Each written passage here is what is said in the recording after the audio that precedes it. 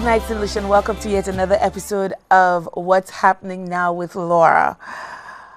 Wow, after a forced hiatus, I'm back and I'm quite happy to be back. I am on a euphoric high this evening, and this has all to do with pride that I feel for our fellow countrymen, pride that I feel for my community, pride that I feel for small nations, pride that I feel for the Caribbean, pride that I feel for St. Lucia, transcending borders, you know, innovators without borders. This is how euphoric I feel. Today marked the inaugural exportation of innovation, of a St. Lucian innovation to the Pacific. So here it is, a small nation in the Atlantic, transcending borders and exporting our innovations to the Pacific. This is a momentous occasion for us in St. Lucia, and I dare say you'll hear a little bit more about it later on in the week and for weeks to come as we chart our journey from the small fishing village of St. Lucia across to Nauru in the Pacific. Today, I'm certain some of you would remember a few weeks ago, I highlighted my fellow Laborian, Mr. Carlos Noel, who is a sport fisherman who invented not the desalinator, because that was a technology that exists already, but a system which would revolutionize how we look at brine, which is the byproduct of desalination. So, in other words, his invention takes the byproduct brine and neutralizes it, turning it back into salt water. So it's a very sustainable invention.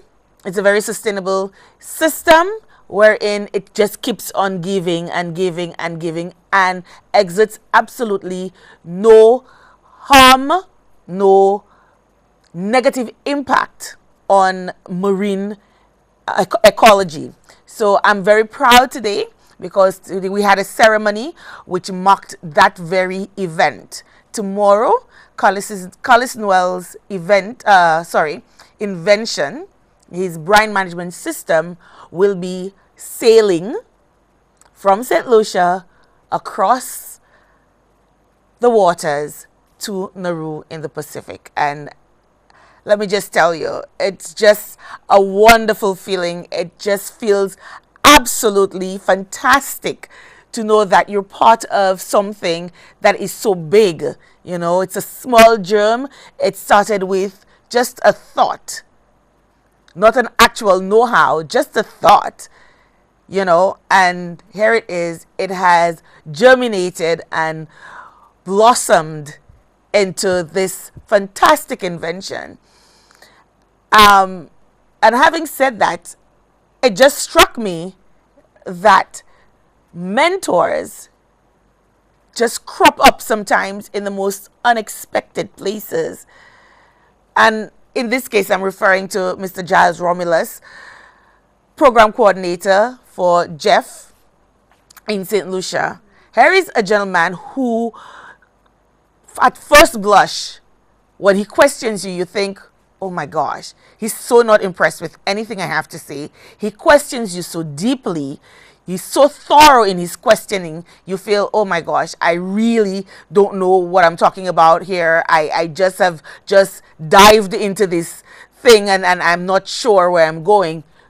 But he's very methodical in guiding you to seeing the bigger picture and driving you and motivating you to become better and seeing the bigger picture. And I want to say a special personal thank you to Mr. Giles Romulus, and also on behalf of Mr. Carlos Noel, I want to say thank you for believing in this idea.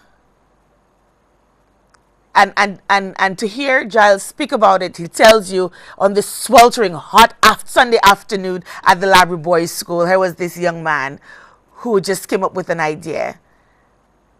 And upon pushing him further and sending him off to do some more research, came up with this fantastic idea and eventual invention of a brine management system that will, I believe, revolutionize how people look at desalination. There are a number of people who think that it is the worst thing to happen to the ecology of the marine life. And here Carlos comes just debunking that and changing that and making it so simple that you think, why hasn't anybody else thought about it before? I can't tell you more about the invention because, of course, it's his invention and there's a patent pending on it. But I must say, if you listened and if you watched the show that I had with Giles and Carlos on, you will understand. And in the upcoming weeks and months ahead, there will be a little bit more on Carlos's inventions, who he is, the man behind the invention. And that's all I will say about that for now. Tonight, we will have an open mic. We haven't had an open mic in a while, and I've been planning to just rap with you guys about a few things for a couple of weeks now, but it just hasn't happened. So for 2 weeks now, I've been off air. One week had nothing to do with me, absolutely. But the second week, which was last week, it really was a personal decision to stay close to home. And you might be wondering, but why? Well, last week, my 69-year-old father and my 66-year-old mother were robbed at gunpoint. So this masked gun-toting bandit accosted my mother and father as they were closing up their business place. And I dare say shook us so deeply, and I'm speaking about it and I'm feeling chills running down my spine because I was not too very far away and I was clueless as to what was happening.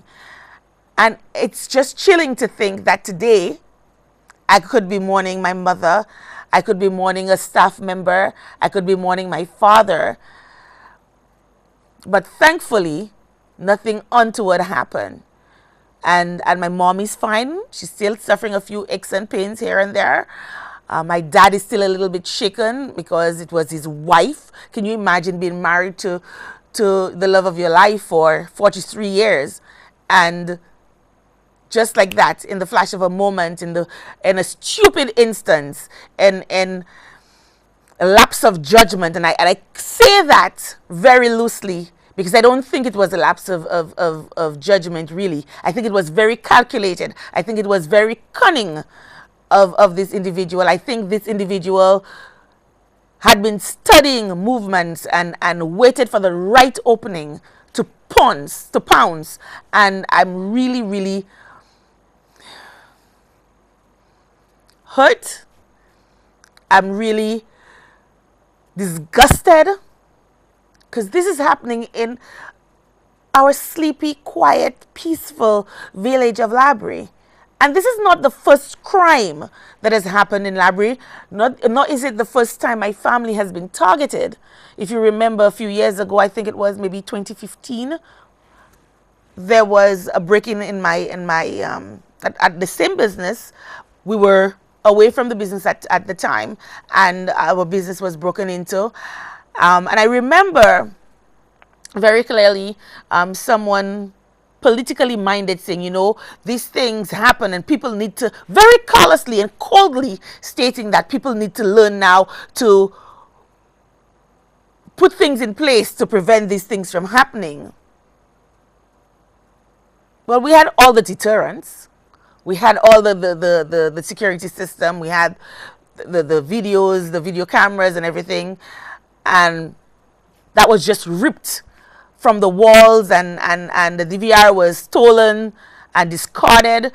And again, at the time, I remember thinking, that person knew what they were up against. They knew what they were going into.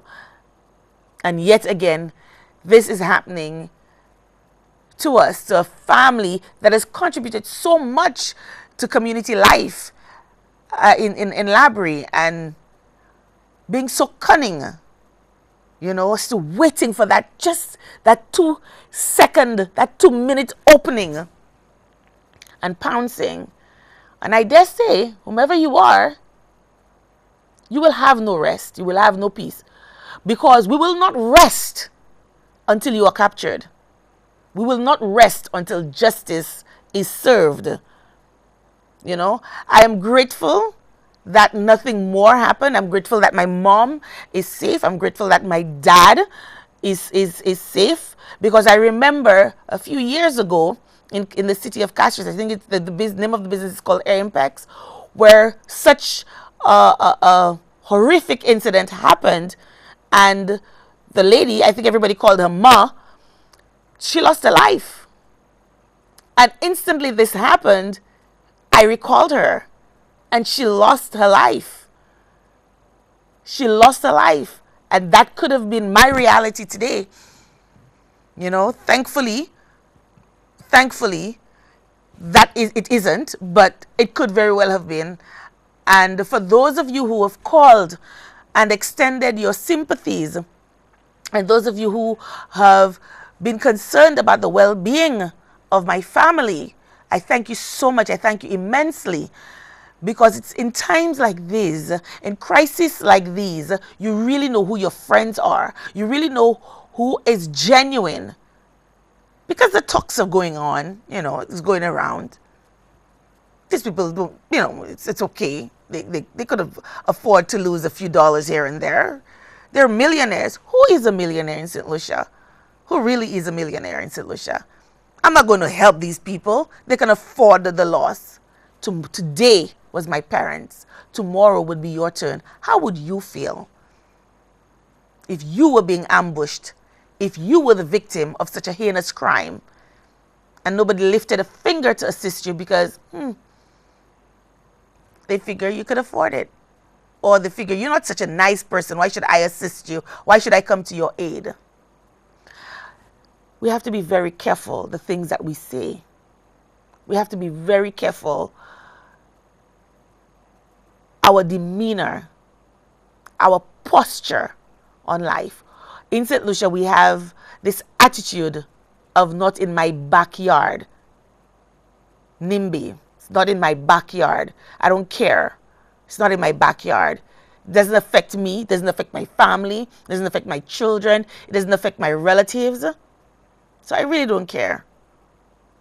But we also have the saying, Le bab kamabadu puidife wuze sao. Wuze sao. Be very careful the things you say and the people you say to. Because the people that you confide in and you say these things to, they're the very same ones who will betray you. They will be the very same ones who will be the Judas in your life. So be very careful. Speaking of law enforcement and all of that, I have to spare thought for the Botham Jean family. I think today he celebrated, or yesterday he celebrated his birthday, and so close to his death, his murder. I can just imagine this wound, which is still festering, just been ripped open, knowing that your loved one isn't around to celebrate his 27th birthday, isn't around to celebrate other milestones, isn't around for you to celebrate him. It has got to be hard. It's got to be tough. I lost my brother last year, and every time I think about him, I get choked up, and he didn't die a violent death.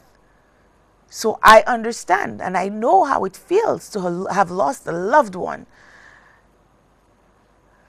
3 years ago, I lost my cousin to a violent death. So I can commensurate with that, and I know how it feels to lose a loved one to violence.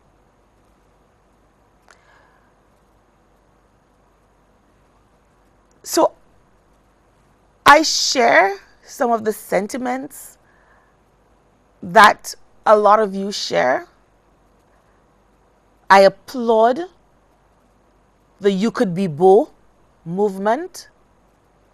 I applaud the Justice for Botham movement. But I wonder, on the flip side, why Botham? Why is all of this done for Botham?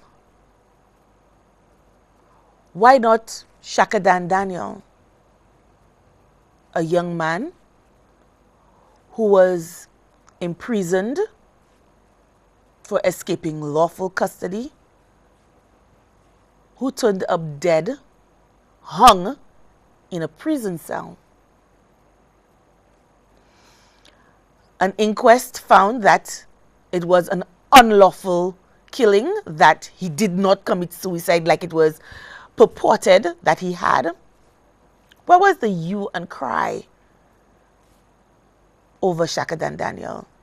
Is it that he was a Rasta man, he had run afoul of the law, and so his life was indispensable? What about Charles Cochon? What about Yamaha? What about Terry James and Charles Cobo and Charlie Boo and Michael Gabo Alexander, Nevian Hippolyte, Bonnie? All of those people died at the hands of law enforcement in St. Lucia. All of these people. It's not this one. It's not this one. But all of these people died at the hands of law enforcement in St. Lucia. Did their lives not matter? Is it because they were known criminals? And I put that in inverted commas. Is it because they were known criminals? Is it because they had gone to prison for one reason or another? What makes Botham so much different? Now, don't get me wrong. I think at some point, there must be a tipping point, because there's so many times that we're so apathetic in St. Lucia. We so don't care. And again, I go back to the not in my backyard phenomenon, you know.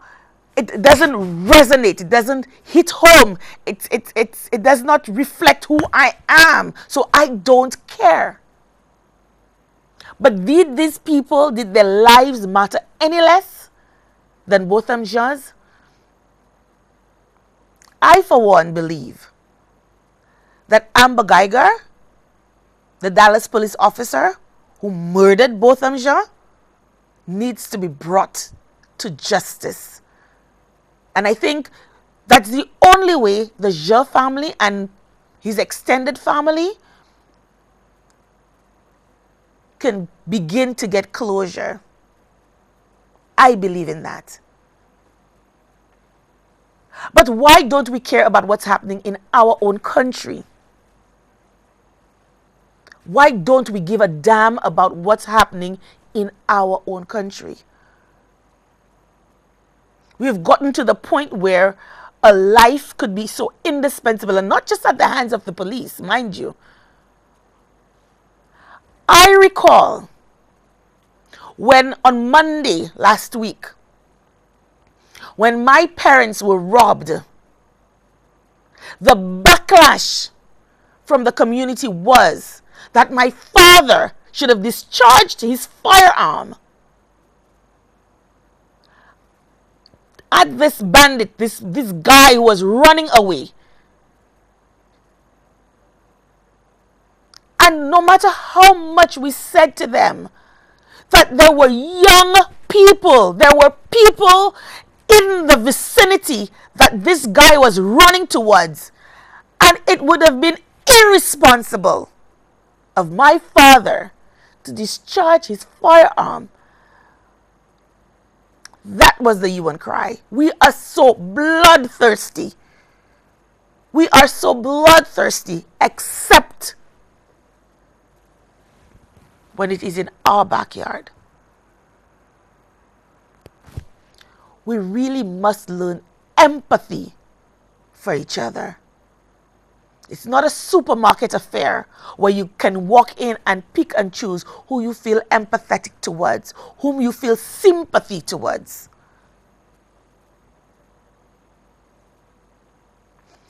It should be a broad canvas where we can say, you know what? A life is a life regardless of how it was chosen to be led.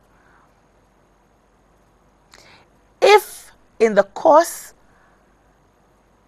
of committing a crime, if in self-defense a person loses or a person takes the life of another, that is one thing. But to cast a blind eye and to go out and deliberately, willfully snuffing out that person's life for whatever reason, on some level, that has got to be wrong.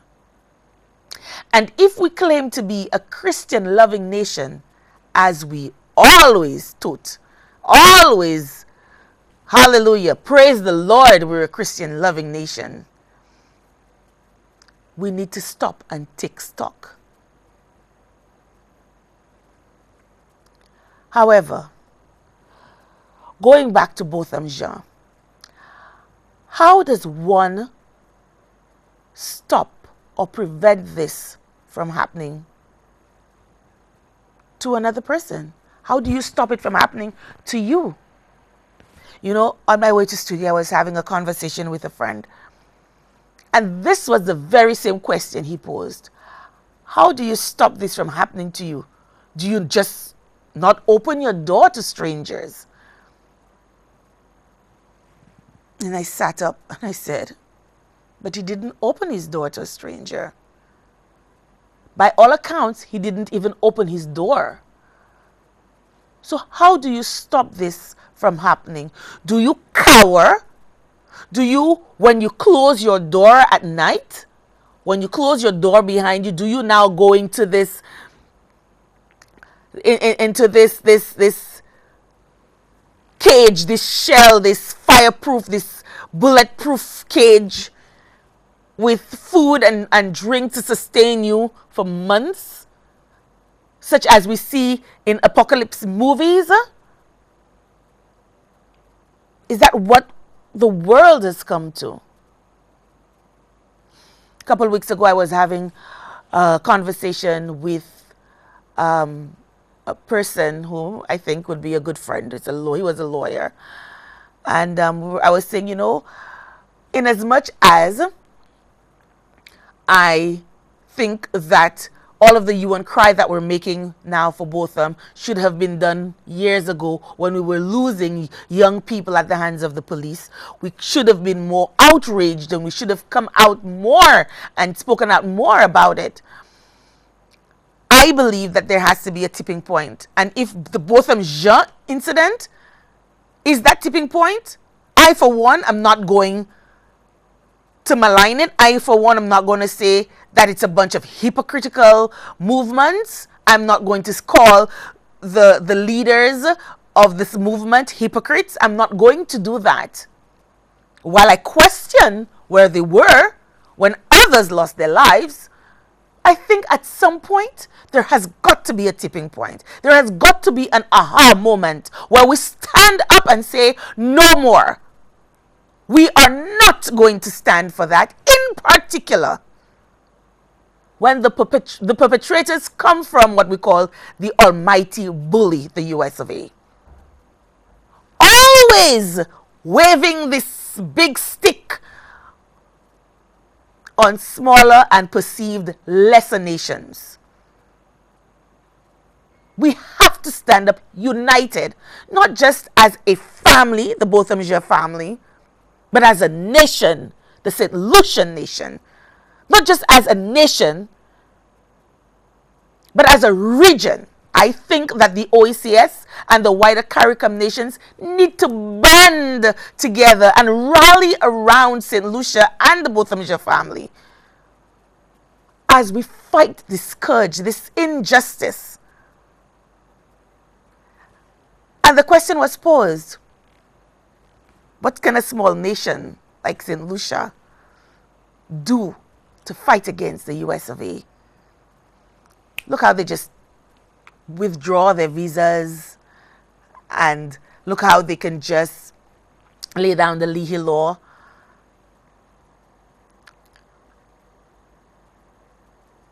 But for those of you who are of this mind,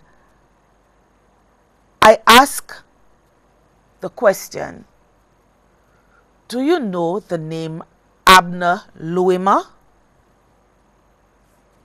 Earlier, we would have played on the TV a young man on a hospital bed with all sorts of gadgets coming out of his body, with wounds in his abdomen, looking quite beat up. I think, right, this one.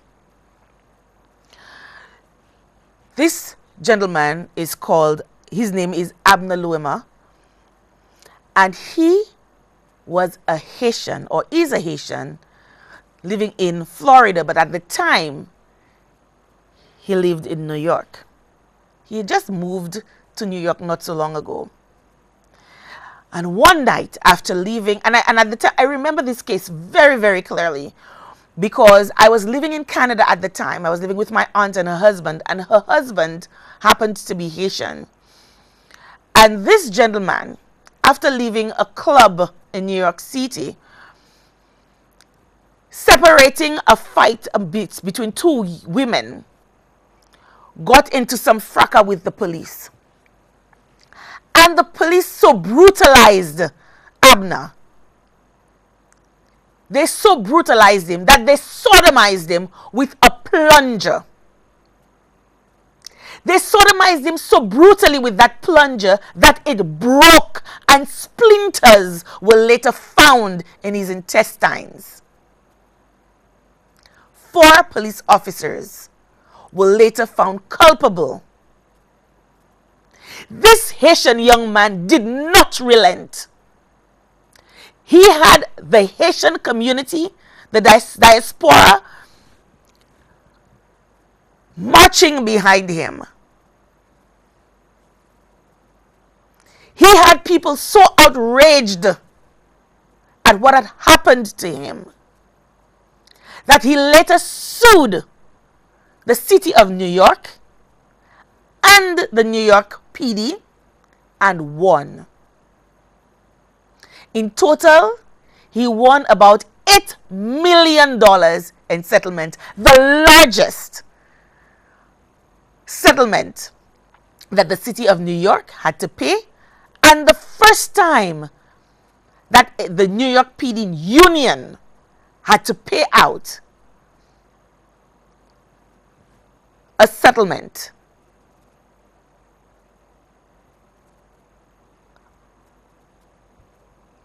of $1, much less $1.67 million. And I say that to say, like the Jamaicans would say, we may be little, but we're not Talawa. This man persisted. He could have ill afford, but he got civil rights lawyers to back him up. And the Haitian community in New York City, across the USA, crossing borders, even into Canada and Haiti. And he did not rest until he received retribution. The difference here between Abner Louima and Botham Jean, Botham is not around to spearhead his own cause. And so, in spirit, it has to be channeled through those of us who are alive to do so. But we must remember persons like Abner Louima, who were in effect Davids and stood up to Goliaths and won. And yes, there have been others not so successful.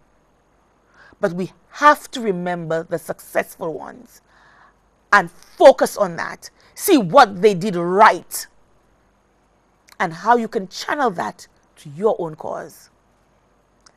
I believe that Botham Jean's death ought not to just be left to languish. If it does, it means he would have died for nothing. And if all what his friends and families and loved ones and those who came across him in life have been saying is true, Botham would not have rested until justice was served. And so, that lay in your hands to continue to fight that fight and let justice for Botham be justice for all. I don't know if you remember a young lady called Martha Moxley. She died in 1975. I wasn't even born yet. But I read a lot, and I do like crime documentaries and movies. And I came across years ago Martha Moxley. Martha Moxley was a young woman of 15 years old who was murdered by the first name slips me now. I'm having a senior moment. But Skeckel and Michael Skeckel. Was it Michael or his brother? But this man was related to the Kennedys. You know, the famous Kennedys, JFK and all of the rest, the Kennedy family. His aunt was married to one of the Kennedys. And so they felt that they were untouchable. And for over 30 years, Martha Moxley's death went unsolved. But you know what? Because she was a little minnow and the Kennedys were the big fish, and everything was done to protect that young man who at the time was about the same age.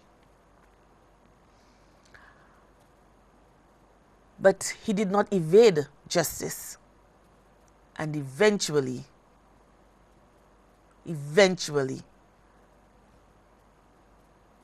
some few decades later, he was caught and he was sentenced to life in prison. And I say this to say that you may be little, but you're not Talawa. Keep on pressing and fighting for that, but don't stop just there at Botham Jean. So my wish for the family is that they would take up a civil case, you know, after everything is said and done. I'm hoping, I'm praying, like everybody else, that Amber Guyger gets a just rewards and that she is thrown in jail and the keys thrown away. Because you cannot tell me that you walk into a person's apartment with all those various signs to alert you that you're on the wrong floor at the wrong door, and still will come up with such a lame excuse. I entered the wrong house. You know, I just thought, oh, I felt threatened by this dark, shadowy figure of a man, and my first thought, damn my training, was to pull out my weapon and to shoot and to kill. I'm hoping that all the facts in this case comes out and that justice is served. But even more so, I hope that the Jean family wins a civil lawsuit against the city of Dallas and Amber Guyger and the police force, the Dallas PD, and that the funds from this civil lawsuit would be used in a foundation, because money cannot bring back your son. I don't think anybody needs to profit from a death, but funds from that should be channeled or funneled into a foundation where justice is sought for all young men in particular. All young men who run afoul of the law and who lose their lives or who are maimed without just cause.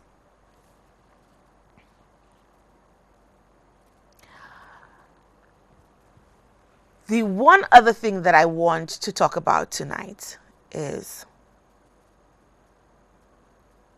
we've been hearing a lot about tearing down historical locations. And one of those historical locations would be House of Parliament, would be the Printree, would be the old prison, Her Majesty prisons.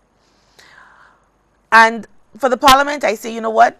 We have been lamenting for years now, that that building is riddled with mold, has asbestos, it isn't fit to be inhabited. And I think, if I'm not mistaken, and correct me if I'm wrong, St. Lucia, that the only segment of this building that is in use is Cabinet. I'm not sure. Sorry, Parliament. I'm not sure, but you'll correct me if I'm wrong. But I believe so. But nothing else, no other wing of this building is inhabited. And so we want to keep it because it's the seat of Parliament. Well, can the seat of Parliament, I'm asking the question, can the seat of Parliament be elsewhere? Could the building not be demolished because it is not just inhabitable, it is a hazard to anybody coming in there? The courts, the High Court has been inhabitable for years. And one of the reasons is because of mold. And every time they do some remedial work, they come in, boom, blast, they've got to get out again. And we've had these kinds of problems for years, I dare say decades. So why not fix it? And if fixing it means that we've got to break it down and rebuild, so be it. I am not attached to buildings and structures. I'm not attached to superficial material things. And for those of us who are historical freaks and you know, we just so into our history, we're a small nation with finite resources. What is the alternate solution to this problem? Have you come up with one? And I've always said, if you're not a part of the solution, you're part of the problem. If you're not a part of the solution, you're part of the problem. If you can't come up with an alternate solution, where are we? Now, I want to touch a little bit on the prisons, because on the old prison, because somebody once called a talk show and said, you know, and likened the old prisons to the Colosseum in Rome.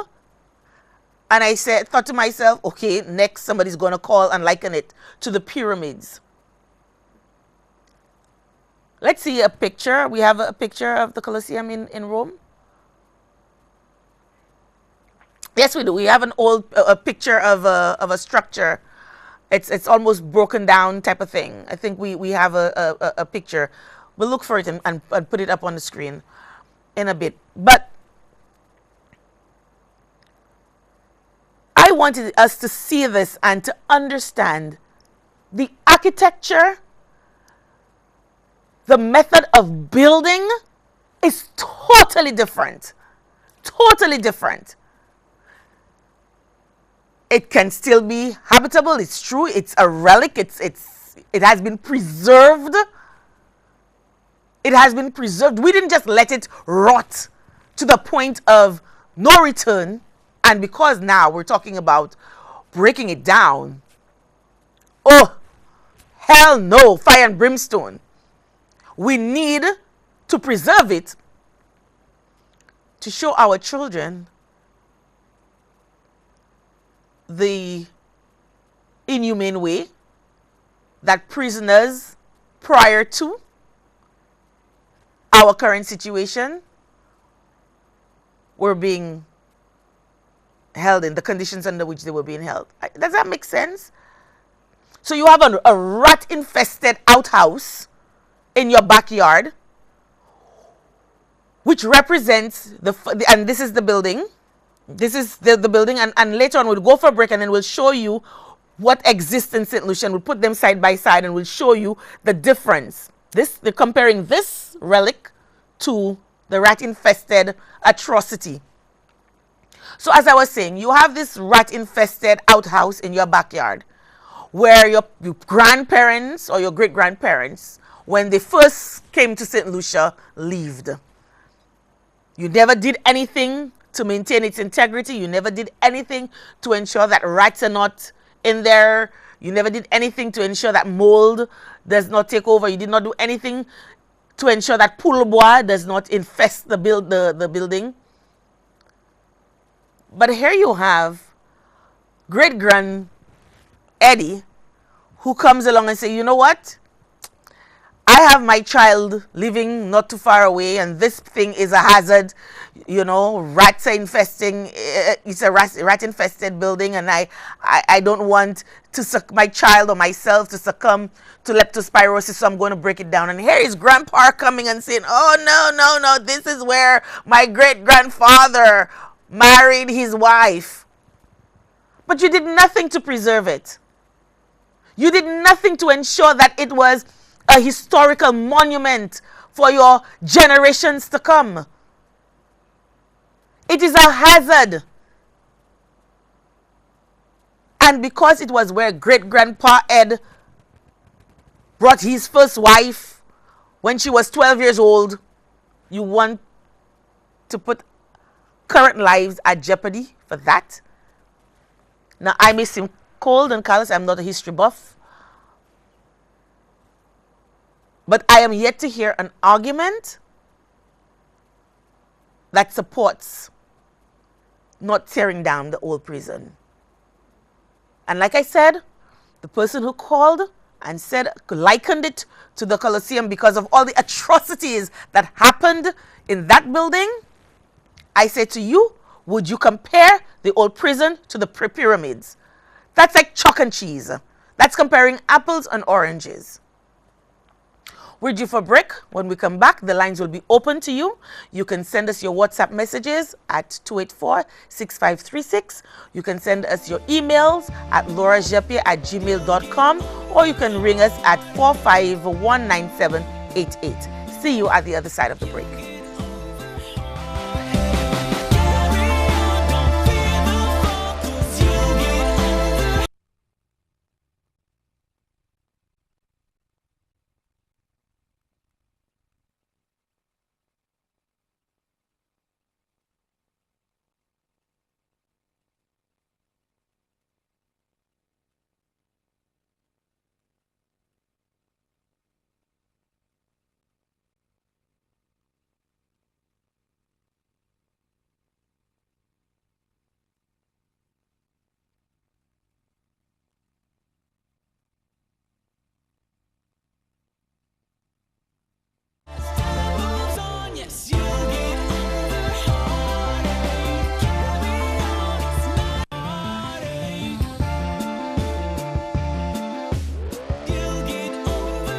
Welcome back, and thank you for staying tuned to What's Happening Now with Laura. And I want to thank you for sending your various WhatsApp messages while I was on air. I was just glancing through some of them during the break. And for those of you, I totally agree with you. Several of you commented on how Mr. Romulus was just so emotional, and you know, he asked a question while we were doing the little ceremony. He says, I hope you feel the pride. Do you feel the pride? And I felt the pride, and I think I dare say every single person who was there felt the pride. I want to say a very special thank you at this point to our district rep, Honorable Alva Baptiste. He was so riveting when he issued his felicitations to Carlis, and when he led up to, you know, his presentation of Carlis. And I dare say that there are a number of young people who out there, a number of young children who are perhaps going through what Carlis went through. And I don't want to let too much out of the bag, because we've had a show with Carlis, and there is a special documentary going to be coming out soon on his life and how he got to where he is today. And I want you to stay tuned for that, because that's coming up very, very, very soon. And I want to issue words of I want to put it very succinctly. I want to words of encouragement to our young people. Never give up on your dreams, regardless of whether you feel that the education system as exists in St. Lucia does not fulfill your needs, your requirements. Never give up on your dreams. Always persevere. Always persist. And you know, Alva said something today, and I thought, we've been talking about that, you know, and when he was talking about an institute for science and technology for young people. And this is one of Carlos's dreams, you know, a lab where young people can come in and feel free to experiment without fear of reprisal, without fear of jarring, without fear of being called crazy, where they can just let their imaginations run wild and create anything. And I dare say this may become a reality sooner rather than later. You know, and Alva was saying that this is something that's been in talks for over 30 years. Over 30 years, it has been stagnating. And I, for one, would be one of those persons spearheading and cheering on and pushing for this lab for kids in science. I think it's so important because there are so many of our youth not being captured because they just don't fit into that mold that we've set out for them.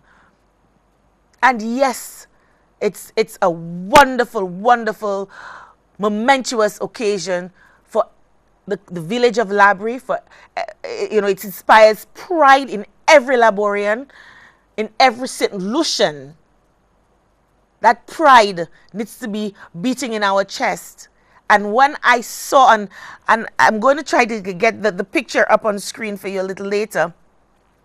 When I saw that desalinator, that unit with our flag on it, I felt so proud.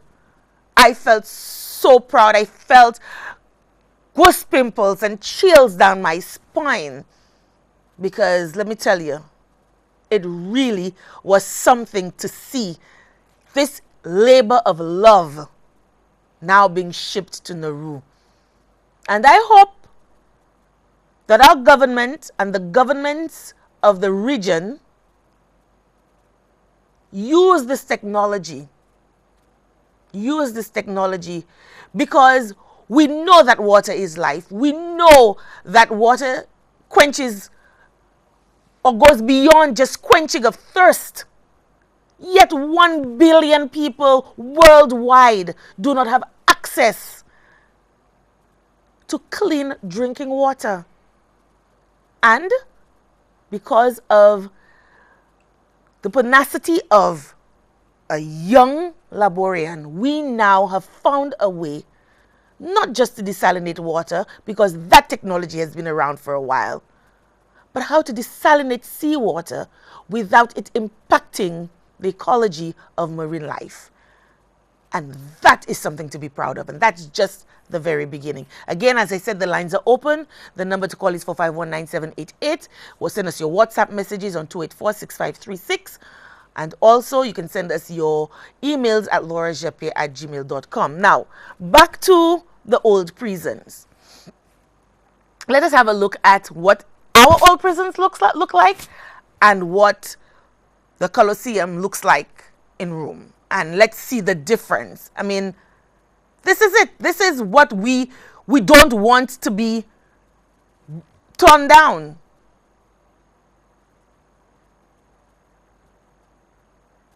This is it. We did nothing to preserve it. Nothing. We didn't turn it into a museum. We didn't turn it into a site where persons can come in and see and say, okay, this is the historic moment that happened there. This is what has happened there. Look at it. And then look at what exists in Rome that we are comparing. Apples and oranges. Let us hear your views. The number again to call is 451-9788, and you can continue to send us your WhatsApp messages at 284-6536. And send us your emails at laurajapier@gmail.com.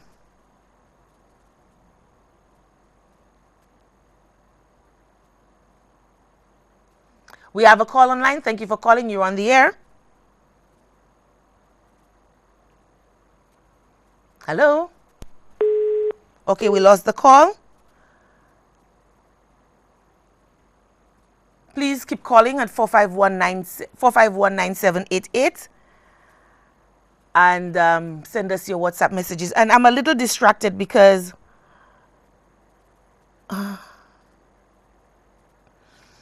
I'm just getting news of the death of a colleague, of a past classmate of mine.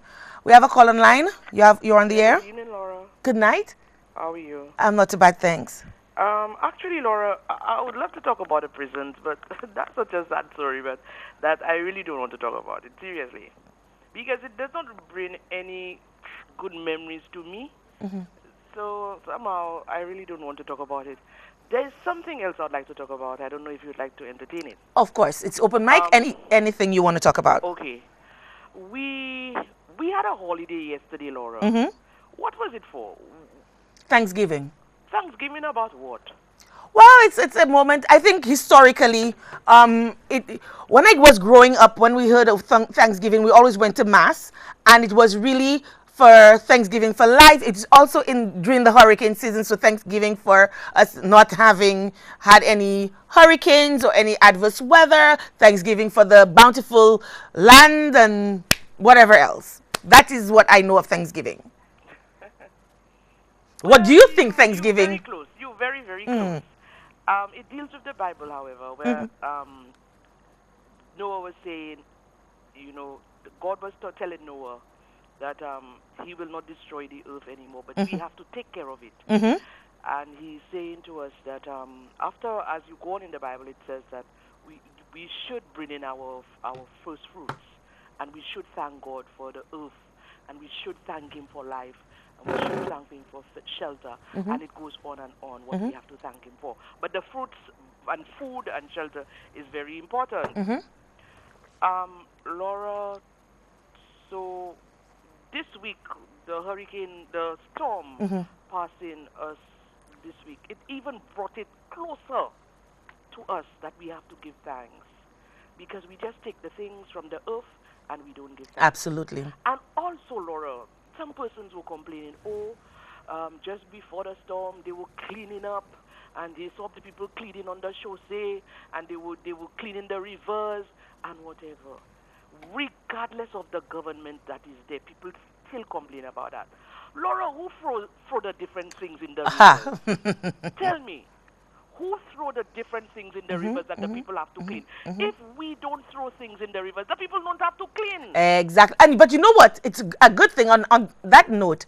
You know what we actually say, and I say we because St. Lucians say it, and we are St. Lucians. We can't hide or escape it. You know what? Si me pa jete ya kanal la yo, Adam un pa ijwen to avay pou fe. That is the ridiculous notion, that we still perpetuate even in 2018.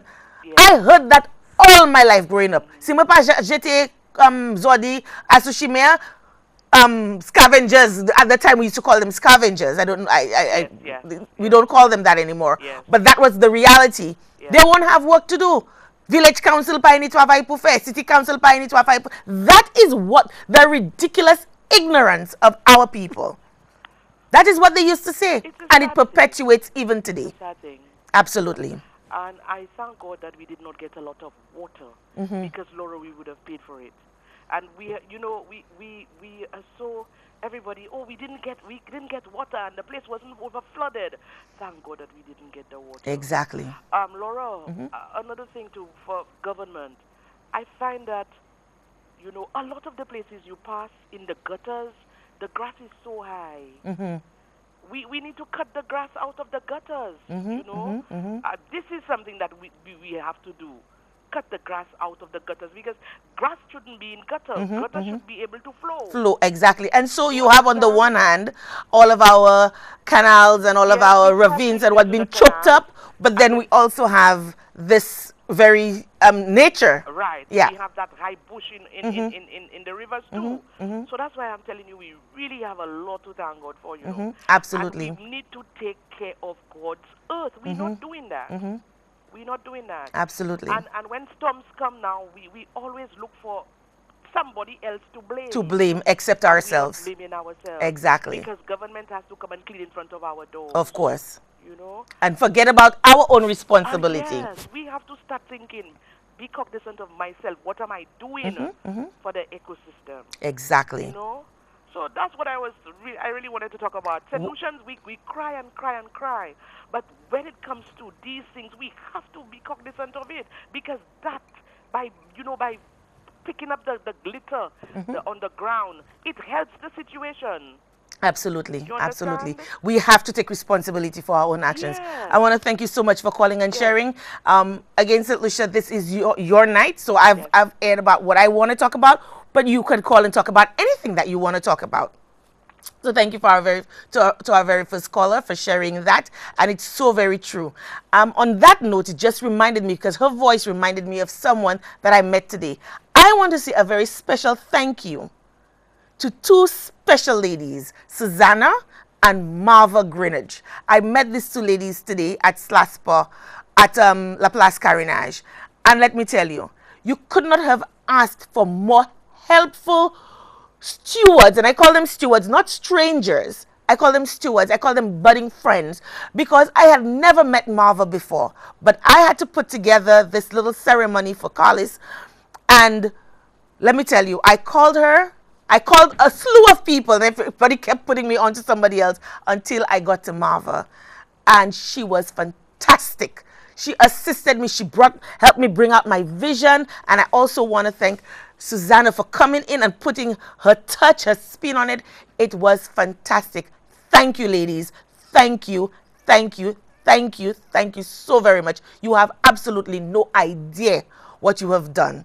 And to the young man who was so pleased to have finally met me, thank you for saying, that I'm special. I don't necessarily feel that, but thank you so much, because you just brought a bright spot, a bright spark in my life today.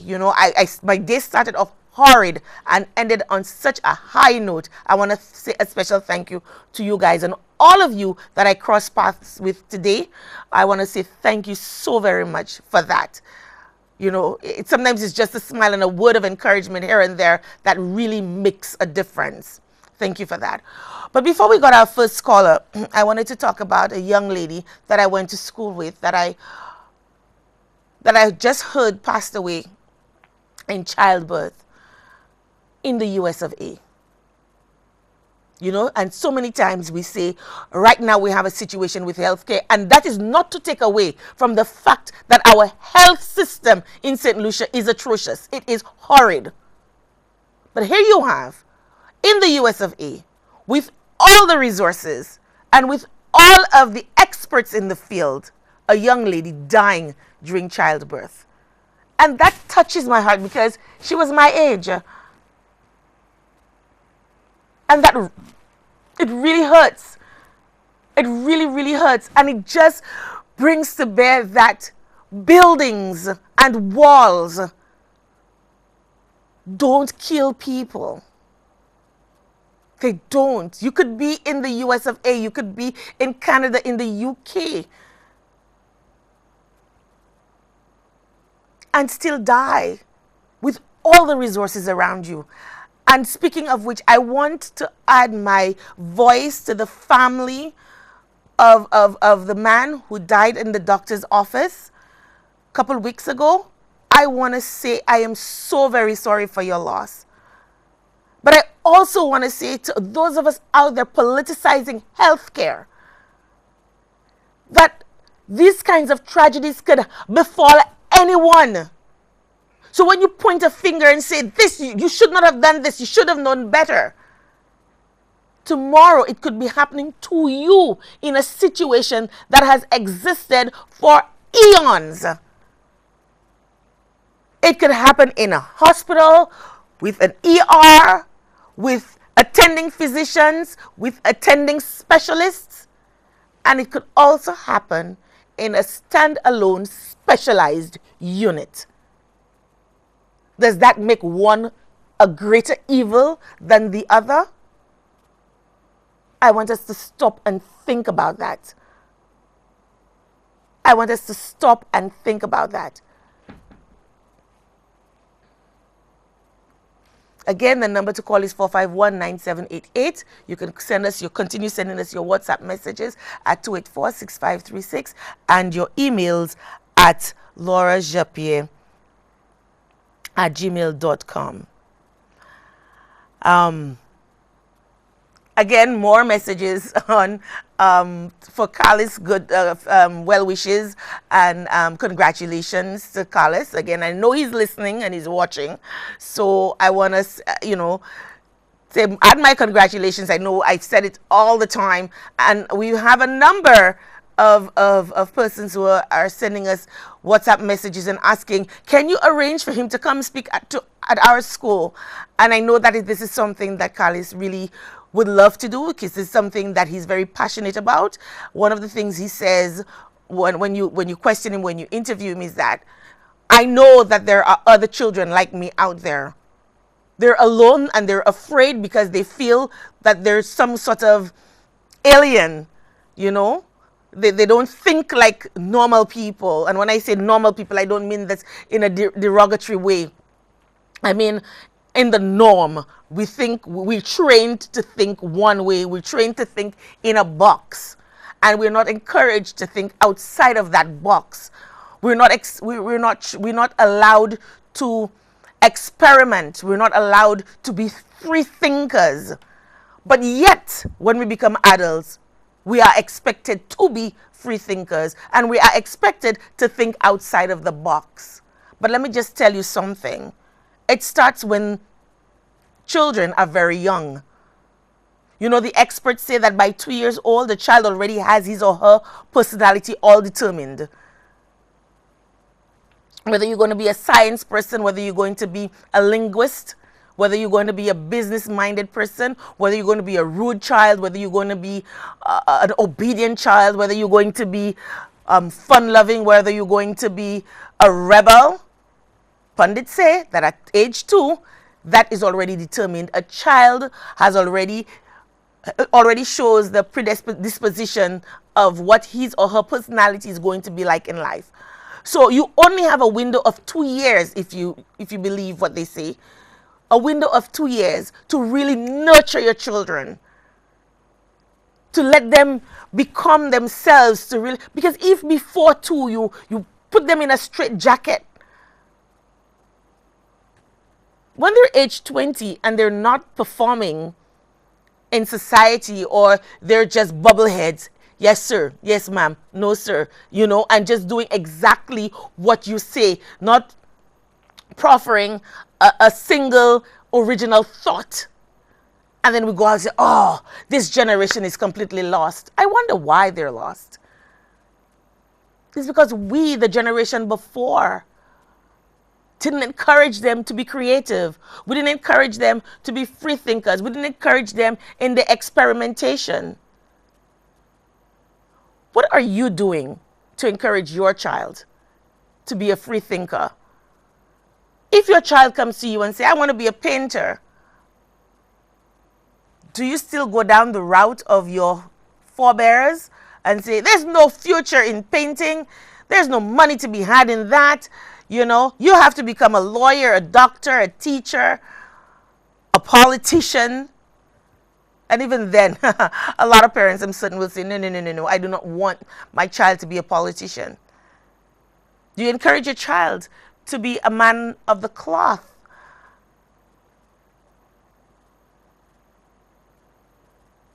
You know, is that something that you encourage?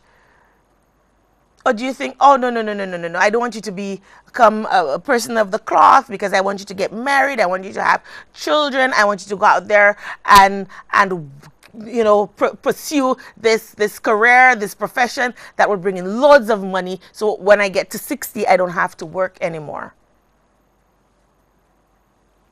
Or do you allow them to chart their path and to follow their destiny?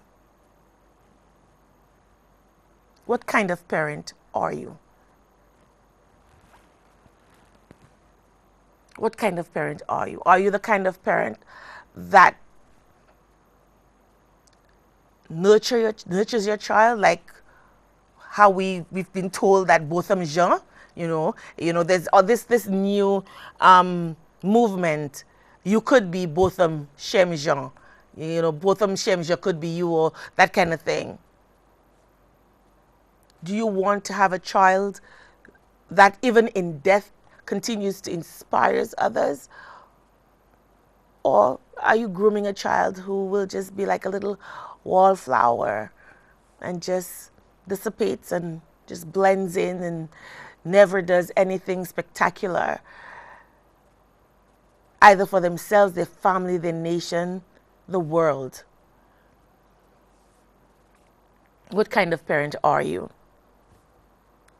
Are you the kind of parent who, despite knowing that your child is a criminal, despite knowing that your child has just robbed 2 senior citizens, welcomes the few dollars that they bring home, knowing full well that they're not working, they have no gainful employment, they have no trade? We have another call online. Thank you for calling. You're on the air. Hello? Hello, you're on the air. We missed the call. Keep calling. The number again to call is 451-9788. And you could keep sending us your WhatsApp messages at 284-6536. Or send us your emails at laurajapierre@gmail.com. We have a message for Mr. Noel. Congratulations to Mr. Noel. Labrie should be proud of this young man, and I dare say we are.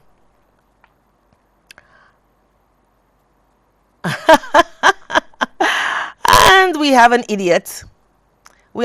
And my message to this idiot from the 289 area code, there's a little switch on your television. It's called an on-off, but you may have a remote control and you're not sure, that you think that the little red button can only turn your television on. It can turn it off as well. There are several other buttons on there that you can switch your television station. And if you're watching online, you're actually paying extra money to watch me online. Who's the idiot now?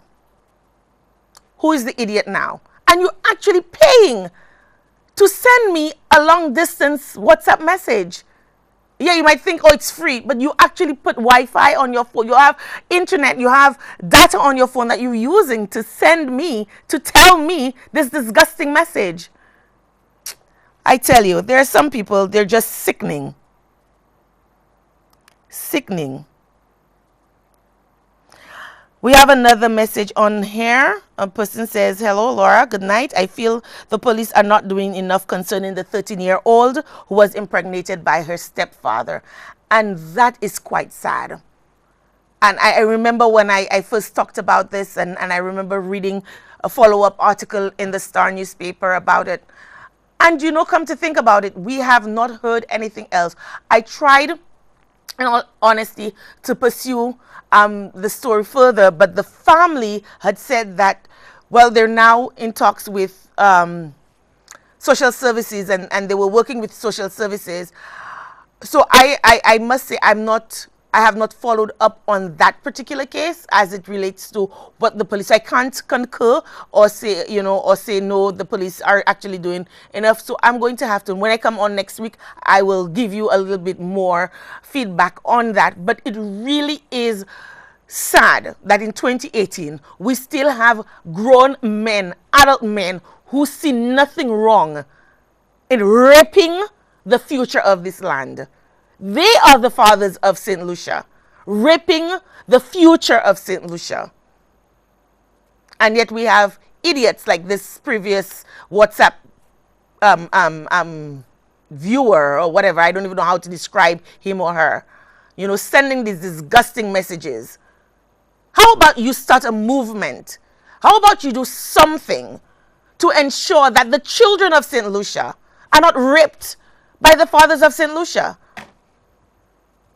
How about you ensure that you send out congratulations to upstanding young men like Carlos Noel and others who may exist out there? How about you do something meaningful with your life instead of trying to denigrate other people?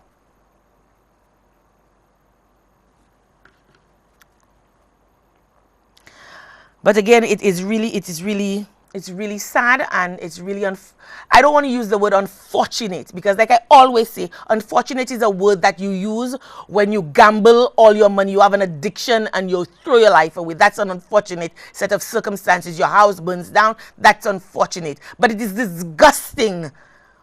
That's what it is. It's disgusting when a grown man looks at a 13-year-old little girl and literally kills her off. Kills her life. Takes her life away from her. Because at the end of the day, her dreams, her hopes, her aspirations have all changed. Because of 5 seconds of madness. Because you wanted to exert your power and your control over her. How about you take on somebody your own size? How about you decide, I'm going to be a man, a real man? And those of you who are in his life, who knows what he has done, who continue to associate with him, who continue to protect him and to hide him, shame on you. Shame on you, because you know what? You are just as disgusting a human being as he is. Just as disgusting. Totally ridiculous that you would hide, abet a person who is known to have done this stupid thing to a little girl. We all have mothers. We all have mothers. How would you like it? How would you feel if it were your mother that this was done to? We have a call online. Thank you for calling. You're on the air. We keep losing our calls. The calls keep dropping, but keep calling. Somebody says, hello, Miss Laura. I always admire your boldness. So sorry for the pain caused to you and more so your parents. I pray for continued protection on you all from the Dennery area. Thank you so much for your sympathies, and thank you so much for your encouragement. Another one. Hello, good night. Hope you're doing well. I'm currently watching your show, and I tell you, I'm intrigued. Thank you. Thank you so much. Thank you so much for that. Thank you so much for that.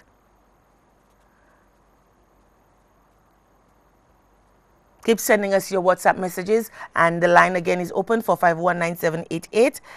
And you can send us your emails at laurajeppe@gmail.com. Okay, we have a message here on an email, or from Facebook rather. Good night, Laura. I strongly believe our country need deep and thorough prayer.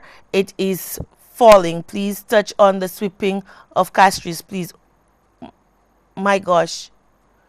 Lord, put a hand. And again, I mean, we have a call. Thank you for calling. You're on the air. You're talking about that one. What's about Shaka incident? Sorry? Shaka. Shaka Dan, you talking about? Shaka, the guy from Tiroshe. Tiroshe Miku? Castries. Tiroshe, which one is that? Oh, you mean Shaka, the guy who killed Mary Ratcliffe? No, Shaka from Tiroshe raped the young girl and escaped.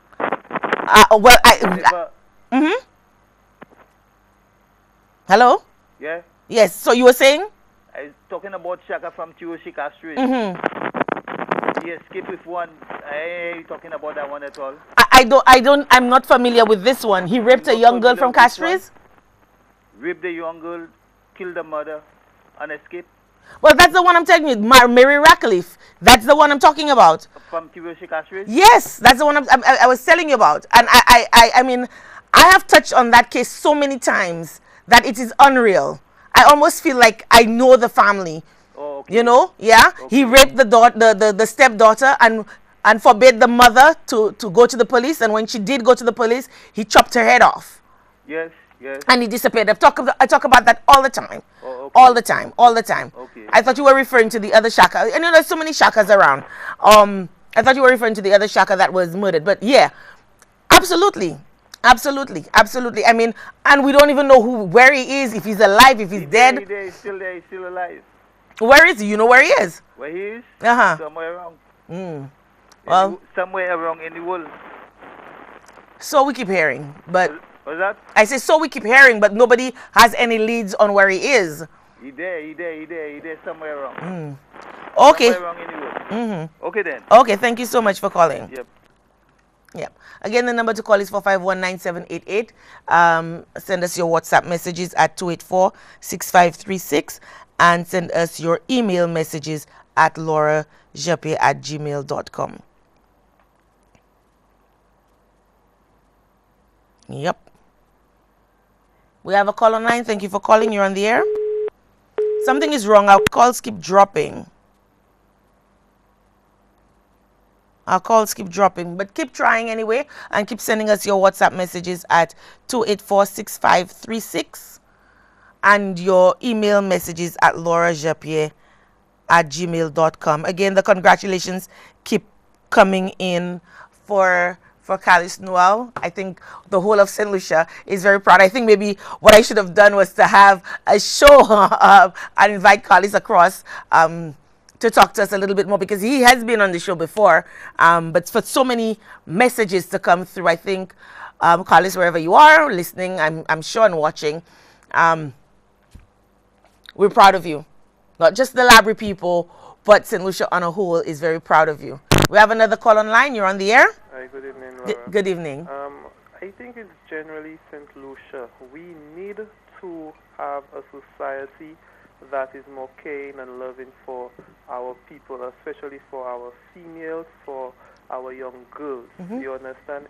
It has to come to that point. Because you know that grown-ups always tell you, see pani situation, pani vole. Absolutely. And that is so real, because we know the persons who are, the people who are doing the things. We know them. And we interact with them. We engage them. You know, we act as if what they're doing, we try to put some sort of normalcy to it. And then it only affects us when it hits home. When Absolutely. It's our family that is the one. Then we find a rage. You know, we build a rage. We build an anger. But that situation has been there for a while. And I'm not saying we need to judge everybody, and we need to, but there are those that we can see in plain sight. We are not judge, jury, and executioner, but we need to see. You know, we need to use our heads, we need to be level-headed, and we need to see when certain things are not right, and we need to stand up and tell. If we cannot build the courage to speak to that individual, we need to build the courage to inform. You know, inform the authorities when we see things that are being done in the small communities, in the larger communities and subsections. We just close our eyes to everything. And then this is where the sense of community is dying off. This is where it's dying off, because no one cares anymore. Everybody feels, you know, we're living in urban centers, and we're living in that new generation that, you know, everybody see for themselves. But it comes back, it bites us when it comes back to us, when it is our family that's affected. Absolutely. Our mom, our daughter. You know what? Oh, we want to kill everybody. You know what though? I remember when I was attending the A-level college in Castries at the time, and there was this particular woman. Her son had been a menace to her society. Right. Oh my gosh. And every time they would come to the woman and say, oh, you know, your son broke and entered my home, your son did this, your son chopped my son, da da da da. She always defended, always, and said, not my son, you're just jealous of my son and whatnot. Do you know that eventually one day she walked into her house and her son had chopped her husband? And then it was too much, and she near died, because she could not believe the son that she loved so much, the son that she had protected so much, that in a drug-fueled craze had chopped her husband, and he died. That's not love, eh? And then it was too much.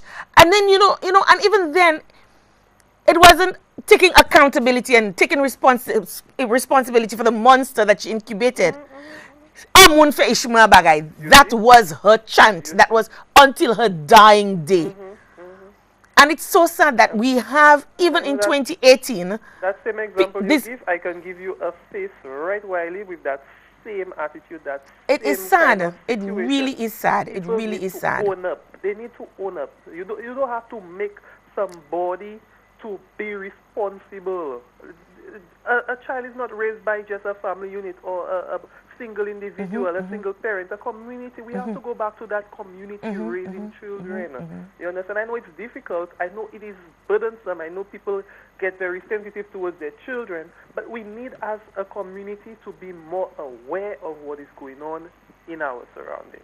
Plain and simple. Because this is our country. And every time we want to blame somebody, blame the police, blame the authorities, but things don't happen in a nutshell. Things don't just appear today. It is built. It grows. You understand? It grows. And we are part of the situation. We are part of it. Plain and simple. Absolutely. Thank you so much for calling and for sharing. We have a few more WhatsApp messages, Laura. For us to change this island, we must teach about William Willie Lynch in school and how his psychological strategy has us by its grips until we learn. Another person says God is in control. Another person said, yeah, you would think that they would stop, the imbeciles of this world. You would really think that they would stop, but no. It takes all kinds. Another person says, I agree we should hang these pigs who do that to our young girls, to the young girls of our society. Now, I'm not one who believes in hanging and capital punishment, but we need to enforce stronger laws. And I think we need to have, I'm not sure if there are any, but if there aren't, we need to have laws that make those persons who aid and abet these criminals, we need to have laws that makes them just as culpable. Okay, so if that person is caught and that person is found guilty of murder or rape, life imprisonment, but just as much for the persons that were found to have been aiding and abetting. It cannot be that these citoyens go off scotch-free. It cannot be. It cannot be. It ought not to be. Because by you hiding this person, by you protecting this person, you're unleashing a scourge on society. You're unleashing a monster. You're incubating a monster. And then just unleashing it at will on society. And until it visits your own family unit, until it hits your backyard, you will never stop. You will never understand or come to appreciate the horror that you're inflicting. This is terrorism at best. You're unleashing terror on a community, on a nation, and you think it's okay. It isn't okay. And if there's one law that needs to be enacted, is that those persons who aid and abet, those persons who protect these miscreants, these imbeciles, those persons need to be held accountable. They need to be held accountable. So if this person gets 50 years, you should get the corresponding amount of years yourself. Because were it not for your actions, if it were not for you circumventing and preventing the law from taking its turn, its natural course, some of the crime that occurs wouldn't happen. The detection rate would be much higher if some of us would seize and desist from preventing law enforcement officers from doing their jobs. Stop hiding criminals. If you know something, say something. And which leads me to another point. How is it that an officer with known ties to a person of interest be the officer investigating that person? So it's like me being a law enforcement officer and my cousin, twice removed, is brought in for questioning in a crime, and I am the one investigating the crime. You should be recused. You should remove yourself from the situation. Why is it that that continues to happen in St. Lucia? We know St. Lucia is only 70,000 people. We know who's related to whom, especially in communities. Yeah, there are times you don't know, and fine, so be it. But we know, especially when it's a first cousin, second cousin, third cousin. How could you be, in all fairness, and you say your job is to protect and serve, be investigating your own family member? It's like we always say, how can the police be investigating themselves? That don't make sense. So how could you be investigating your own family member and say that you're in the interest of justice? There's something fundamentally wrong with that. Now, we're all out of time. We're running late. Just want to read a couple more WhatsApp messages and then we're done. Laura, one thing that affects me is why they are not forcing the capital punishment to control the crime rate. But I don't think that there has been any scientific proof that hangings or killings, state sanctioned, actually curbs crime. Hi, I think I have an idea to help reduce these crimes or make an attempt to reduce on it. Can I speak to you? Yes, absolutely. Absolutely, yes. You have my number. We can talk privately. And we can see how we can work on that. And this is all the time we have for tonight. I want to thank you for those persons who called, who tried to call, who send us your WhatsApp messages and your emails. Thank you so much. Again, I want to say thank you to Susanna and Marva. You were fantastic. You helped me so much today in executing this ceremony. I want to say congratulations on behalf of myself, my family, my community of Labrie, and the wider St. Lucian citizenry. Congratulations to Carlos Noel on his achievement of exporting our very first innovation to Nauru. Thank you so much. And until next week, adieu. What happens now?